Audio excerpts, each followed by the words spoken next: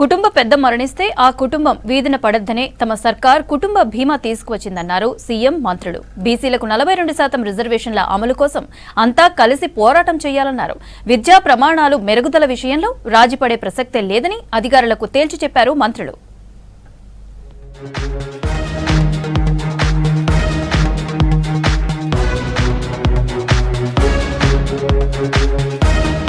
రాజీవ్ ఆరోగ్యశ్రీ పరిమితిని 5 లక్షల నుంచి 10 లక్షల రూపాయలకు పెంచామన్నారు సీఎం రేవంత్ రెడ్డి. సిపెక్ సర్వే ప్రకారం తేలిన కుటుంబాలన్నింటికీ 5 లక్షల బీమా వర్తిస్తుందన్నారు. కుటుంబ పెద్ద మరణించినప్పుడు ఆ కుటుంబం వీధిన పడద్దని కుటుంబ బీమా తీసుకువచ్చామన్నారు సీఎం. విద్యుత్ సింగరేణి కార్మికులకు 1 కోటి పైన ప్రమాద బీమా సౌకర్యం కల్పించామన్నారు. విద్యుత్ శాఖలో పనిచేస్తూ విధి నిర్వహణలో ప్రాణాలు కోల్పోయిన ఓర్సు సురేష్, ముక్తార్ బేగ్ కుటుంబ సభ్యులకు అసెంబ్లీ హాల్లో ఒక్కో కుటుంబానికి 1 కోటి రూపాయల చొప్పున చెక్కులు అందజేశారు సీఎం రేవంత్ రెడ్డి. దేశంలో మొదటిసారి స్కీమ్ అమలు చేస్తున్నామన్నారు డిప్యూటీ సీఎం భట్టి విక్రమార్క. మన రాష్ట్ర ప్రభుత్వం సేకరించిన socio economic education employment and political caste survey ఏదైతే చేసినామో 1,15,00,000 కుటుంబాలు ఉన్నాయని చెప్పి ఈరోజు ప్రభుత్వం దగ్గర సమాచారం ఉన్నది. వాళ్ళందరికీ ఇందిరా కుటుంబ జీవిత బీమా పథకం ద్వారా ప్రతి ఒక్కరికి 5 లక్షల రూపాయల బీమా పథకాన్ని ఈరోజు రాష్ట్ర ప్రభుత్వం అమలు చేసింది. రాష్ట్ర ప్రభుత్వంలో పనిచేస్తున్న ఉద్యోగస్తులందరికీ, ప్రభుత్వ ఉద్యోగస్తులందరికీ 1,20,00,000 ప్రమాద జీవిత బీమాని దేశంలో ఎక్కడా లేనట్టుగా ఈ రాష్ట్రంలో అమలు చేస్తున్నాం. పీసీసీ చీఫ్ మహేష్ కుమార్ గౌడ్ మార్గదర్శకత్వంలో నేతలందరూ ముందుకు పోవాలన్నారు మంత్రులు పొన్నం, వాకిటి శ్రీహరి. 33 జిల్లాల్లో బలహీన వర్గాలను సంఘటితం చేయాల్సిన అవసరం ఉందన్నారు. 42% బీసీలకు రిజర్వేషన్లు అమలు కావడానికి ఢిల్లీపై పోరాటాలు జరపాలన్నారు మంత్రులు. గాంధీ భవన్లో ఓబీసీ సెల్ చైర్మన్ గా ఈర్లపల్లి శంకర్ ప్రమాణ స్వీకారంలో పాల్గొన్నారు మంత్రులు పొన్నం ప్రభాకర్, వాకిటి శ్రీహరి. ఒకవైపు ఢిల్లీతోటి పోరాడుతూనే రాష్ట్రంలో జరగాల్సినటువంటి అంశాలకు పార్టీ పరంగా, రాజకీయ పార్టీగా ప్రతిపక్షాలకు అవకాశం లేని విధంగా సాధించి మీరు ప్రశంస పెంచి రాష్ట్ర వ్యాప్తంగా బీసీలను ఆకర్షించేటువంటి అవకాశం ఉంది. ఎస్సీల కోసం పోరాటం చేసినాం. కాంగ్రెస్ పార్టీలో నేను బీసీల కోసం కూడా పోరాటం చేసేది ఉండే.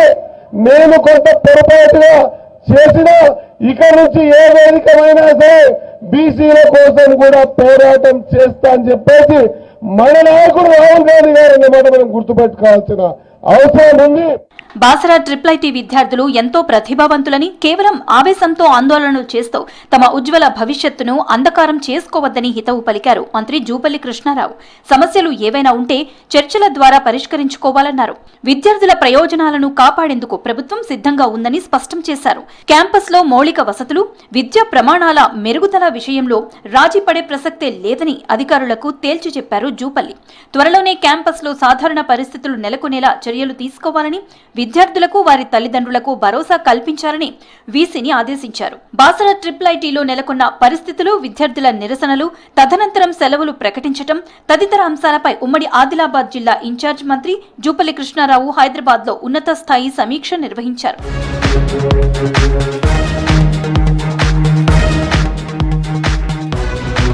మహబూబాబాద్ జిల్లా కొత్తగూడ మండలంలో పర్యటించారు పంచాయతీరాజ్ శాఖ మంత్రి సీతక్క. ఐటీడీఏ పరిధిలో విధి నిర్వహణలో చనిపోయిన 17 మంది కుటుంబాలను గుర్తించి వారికి కారుణ్య నియామకాల పత్రాలను అందజేశారు. ప్రజాపాలనలో బాధితులకు అండగా ఉండటమే తమ ప్రభుత్వ లక్ష్యమన్నారు. కారుణ్య నియామకం పత్రాలను అందజేసిన మంత్రి సీతక్కకు రుణపడి ఉంటామన్నారు బాధితులు. మరణించిన ఐటీడీఏ ఉద్యోగుల కుటుంబాలకు 17 మందికి కంపల్సరీ కింద అంటే కారుణ్య నియామకం కింద జాబ్స్ ఇవ్వడం జరుగుతూ ఉంది. అది ఇంకా కూడా చాలా మంది ఉన్నారు. వాళ్ళన్నీ కూడా ఖచ్చితంగా మన ప్రభుత్వం నుంచి సానుకూలంగా వాళ్ళకు జీవోలు ఇప్పించి వాళ్ళ కుటుంబ సభ్యులకు ఉద్యోగాలు ఇప్పించే విధంగా కృషి చేస్తామని తెలియజేస్తాం. పర్యావరణంపై అవగాహన పెంపు అత్యంత అవసరమన్నారు అటవీ శాఖ మంత్రి కొండా సురేఖ. ల్యాండ్ స్లైడ్స్, వాతావరణ మార్పులు, వరదల వంటి పరిణామాలు పెరుగుతున్నాయని చెప్పారు. పట్టణీకరణ, పరిశ్రమల విస్తరణతో అడవుల విస్తీర్ణం తగ్గిపోతోందని, వాతావరణ మార్పులు, నీటి కొరత సమస్యలు పెరుగుతున్నాయని చెప్పారు.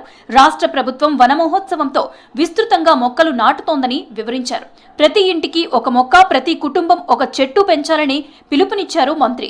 హైదరాబాద్ దూలపల్లిలోని అటవీ అకాడమీలో ప్రపంచ అటవీ దినోత్సవ వేడుకలను ఘనంగా నిర్వహించారు. అడవుల, వన్యప్రాణుల సంరక్షణలో విశేష కృషి చేసిన అధికారులు, స్వచ్ఛంద సంస్థలకు మంత్రి చేతుల మీదుగా ప్రశంసా పత్రాలు అందజేశారు.